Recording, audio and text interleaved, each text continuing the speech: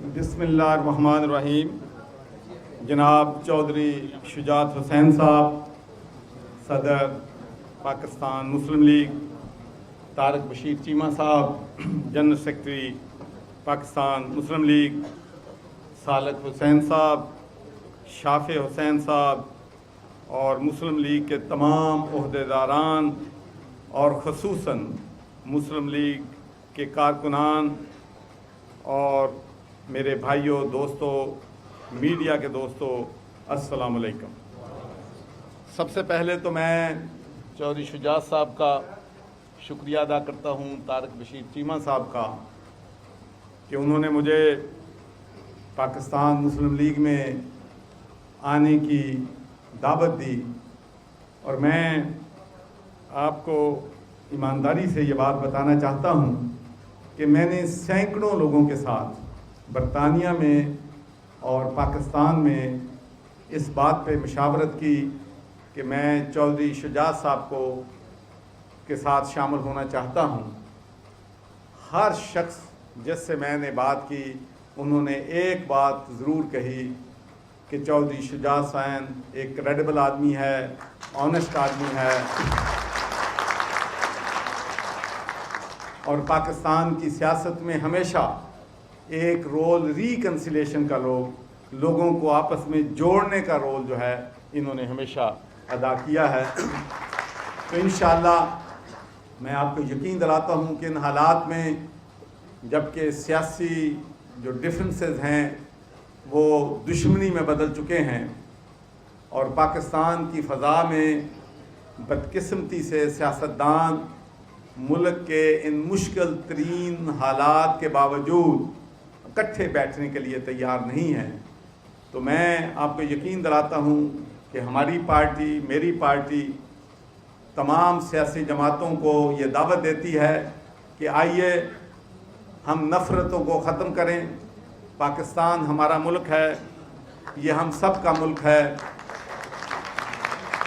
اور اس کی ترقی کے لیے، اس کی خوشحالی کے لیے ہم نے اکٹھے مل کر کام کرنا ہے، اور جو فیصلہ ہے اس بات کا کہ کس نے اس ملک میں حکمرانی کرنی ہے وہ عوام کا فیصلہ ہے، اور عوام فیصلہ کریں، لیکن ہم کم از کم سیاستدان ان مشکل تاریخ کے مشکل ترین حالات میں ہمیں چاہیے کہ ہم اس میں اکٹھے جو ہیں وہ ضرور۔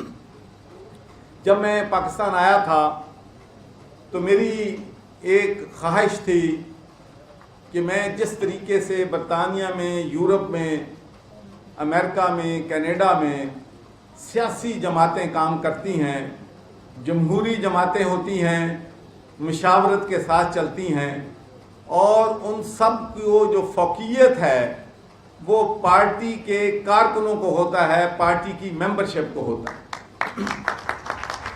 جس ملک میں نے سیاست کی ہے وہاں کا پرائم منسٹر یا وہاں کا جو پارٹی کا چیئرمین جو ہے وہ کسی کونسلر کا ٹکٹ بھی نہیں دے سکتا۔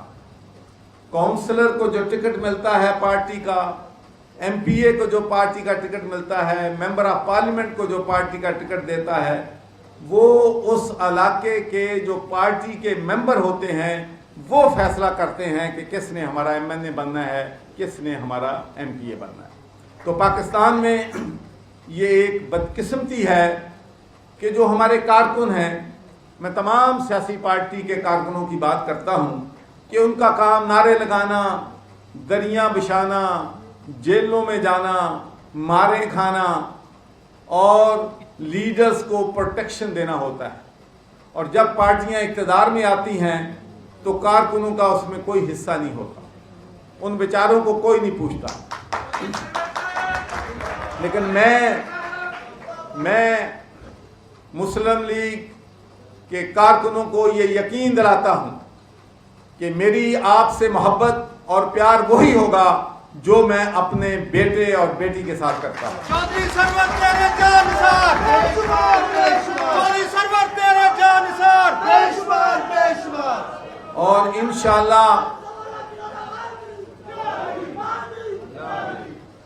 انشاءاللہ ہم اللہ کے فضل و کرم سے اپنی پارٹی کو اتنا مضبوط بنائیں گے کہ ہماری پارٹی جو ہے, ہمارا انسٹیٹیوشن جو ہے وہ فوقیت رکھے گا.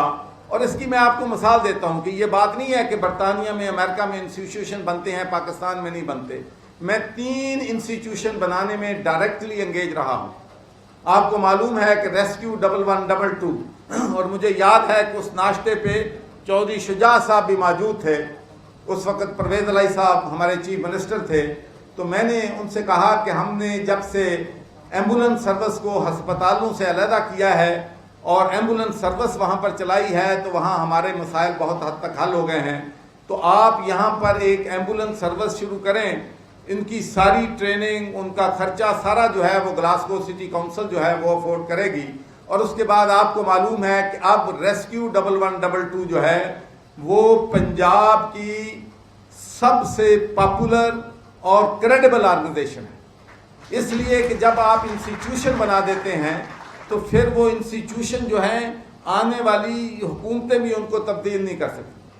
پھر اس کے بعد ہمارا ایک بہت بڑا ایشو تھا, اوورسیز پاکستانیوں کے مسائل جو ہیں وہ حل نہیں ہوتے تھے, ان کی مشکلات تھیں. تو ان کے لیے ہم نے پنجاب اوورسیز کمیشن بنایا. اگرچہ میں بات تسلیم کرتا ہوں کہ لوگوں کے, اوورسیز پاکستانیوں کے ہمارے سارے مسائل بدقسمتی سے حل نہیں ہوئے, لیکن اس سے لوگوں کو بہت بڑا ریلیف جو ہے وہ ضرور بنا ہے. اور وہ انسٹیٹیوشن جو ہے وہ آپ کی جو ہے اس وقت بھی لوگوں کی مدد کر رہا ہے. تو آپ سب کو یہ بھی معلوم ہوگا کہ میں نے 1 دسمبر 2021 کو لندن میں پاکستانی کمیونٹی سے ایڈریس کرتے ہوئے کہا تھا, جب میں گورنر تھا تو میں نے کہا اب 55% تک بات چلی گئی ہے. بھائی جب آدھی رقم آپ کی کرپشن پہ چلی جائے گی, لوگوں کی جیبوں میں چلی جائے گی, تو ملک کیسے ترقی کرے گا؟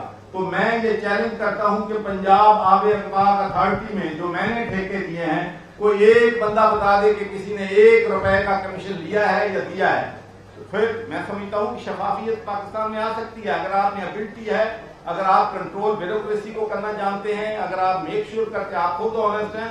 تو ایسی بات نہیں ہے کہ پاکستان میں ہم آنیسٹی سے کام جو ہے نہیں کر سکتے. اس کے ساتھ کووڈ 19 کے دوران آپ کو معلوم ہے کہ اللہ کے فضل و کرم سے ایک تو میں نے ٹیلی میڈیسن سینٹر ہیلپ لائن شروع کی, جس سے لاکھوں لوگ جو ہیں گھر بیٹھے ان کو ہم نے سروس دی, اور ہزاروں ڈاکٹر جو ہیں ماشاءاللہ جو ہیں اس میں وہ ہمارے جو ہیں ہزاروں ڈاکٹر جو ہیں اس کو سروس دے رہے تھے. اس کے ساتھ ساتھ ہی GST پلس 1 روپیہ بھی میں نے حکومت کا نہیں لیا. 4 دفعہ ایسے گورنر میں گیا ہوں یورپ کے تمام کیپٹل میں, بیلجیم میں, وہاں پر میں 200 سے زیادہ ممبر آف یورپین پارلیمنٹ ملا اور پاکستان کو GST پلس لے کے دیا, جس کو تمام پولیٹیکل پارٹیز مانتی ہیں. اس میں کوئی 4 دفعہ ریویو بھی کرنے میں مدد کی. اس سے پاکستان کو $20 بلین کا فائدہ ہوا ہے 8 سال میں.